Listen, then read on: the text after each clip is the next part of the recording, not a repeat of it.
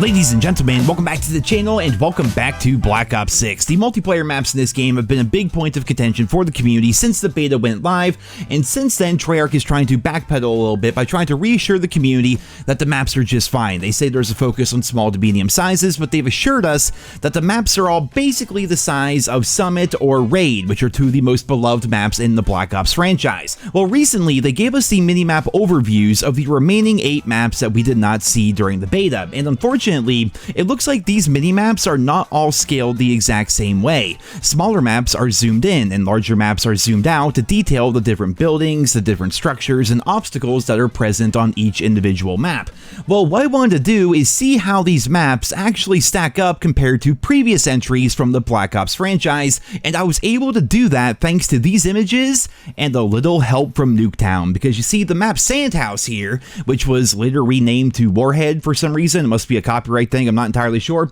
We see that it's a 2v2/6v6 map that was cut from the upcoming Area 99 release for Warzone. The important thing to note here is the bus, because that is the exact same bus from Nuketown in Black Ops Cold War. This all makes sense given that Area 99 itself is an island where they created all of the Nuketown prefabs, and the one that we see in Nuketown 84 might have a ton of paint on it, but look at the front of it and count the windows. 9 windows to the side with a little half window in the back. Above that, we have 9 of the little mini windows. The bus that we see here in Black Ops 6 is the exact same bus model that we saw back during Black Ops Cold War. This means that the Warhead bus is the exact same size, and so from there we can draw our comparisons. By lining up the Nuketown 84 minimap with Warhead, we can see just how much larger Nuketown is than this 2v2/6v6 map, but that kind of makes sense given the fact that this map is a strike map. It's meant to be smaller, right? It's not one of the core 6v6 maps. Well, with this being our base for comparison, I wanted to line up all the grid squares on Warhead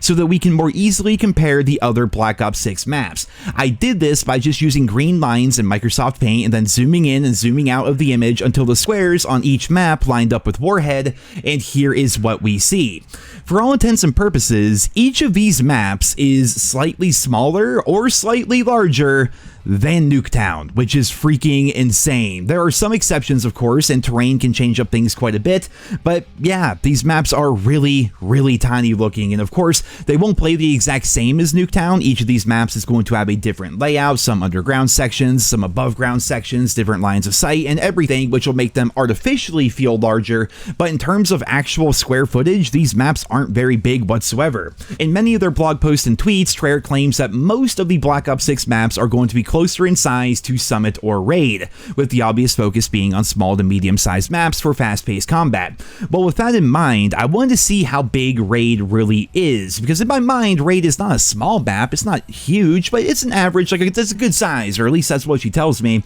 And what I did is I compared the car on Nuketown 84 to the various cars that we see on Raid within Black Ops Cold War, and what surprised me is Raid is actually a lot smaller than what I pictured in my head, and Nuketown is also a lot larger than what I pictured in my head. The difference between the two is Nuketown is very long. From the backyard behind Yellow House all the way to the backyard behind Greenhouse, it's actually pretty far. It just doesn't really seem like that because the middle of the map and the two buildings is where 90% of the fighting takes place. Raid is much more wide than Nuketown, and Treyarch claims that this is the size that they were going for with most of their multiplayer maps, but as you guys can see here, on average, Raid is actually bigger than most of these Black Ops 6 maps. Now, of course, all of this is based on the assumption that the grid marks shown in these images are accurate and that indeed smaller maps were zoomed in on and larger maps were zoomed out from, but right now this is the best we have for a point of comparison for the Black Ops 6 multiplayer maps. It looks like we are going to be in for a year of incredibly fast gameplay, and with how the spawns were back during the beta, I'm curious to see what Treyarch has in store for us, and most importantly,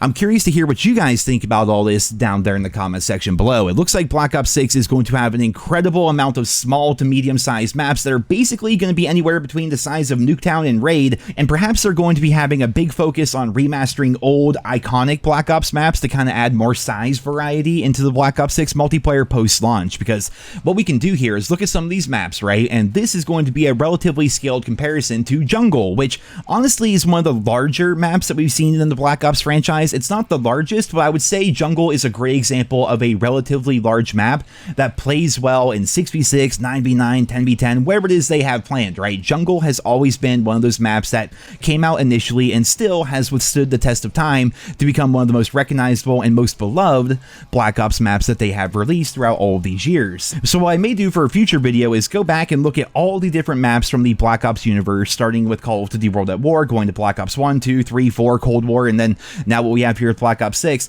and kind of just going through and looking at all those old iconic maps that for some reason have never been remastered or reiterated upon whatsoever, and perhaps suggest those as some maps that could be potentially added to Black Ops 6, because right now it seems like we're going to have very little variety in terms of map size when the game comes out. I will say, looking at them, I saw Blame Truth completely disagreeing, and you know, everyone's entitled to their own opinion here, but for me, looking at the maps, I think they look fine. I think there's going to be a lot of variety there in terms of how the maps look. Now, in terms of how they play, they're also going to be different because of different buildings, different spawns, different layouts and everything, but in terms of size, they're all going to be very fast and very chaotic, and when every map kind of has that samey feeling, I'm curious to see what burnout might be like within Black Ops 6, as well as player fatigue, because if you're somebody like me who doesn't just like playing on the small maps over and over and over, you might just get burnt out on this. But as we've learned over the course of the past couple of years, with Modern Warfare 2019, they essentially just changed up the entire COD formula, and now it seems like the vast majority of the player base just like to play on the tiny maps, the small map mosh pit playlist. You look at Shipment, you look at Shoot House and DOS House and Stash House and all the houses essentially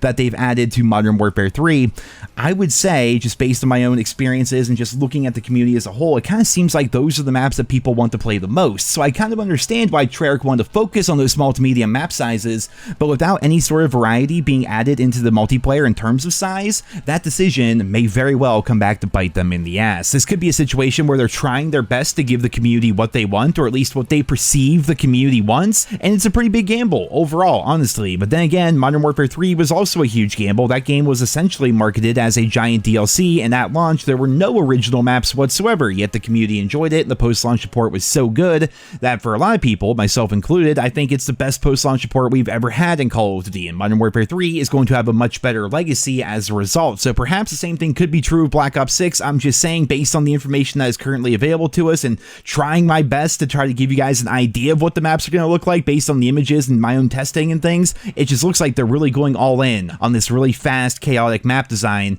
and I'm curious to see how it's going to play out. Well, ladies and gentlemen, that's it for this video here today. I hope you guys all enjoyed it. Leave your thoughts and feedback down there in the comments. Thank you all so much for listening, and I hope you guys all have a wonderful day.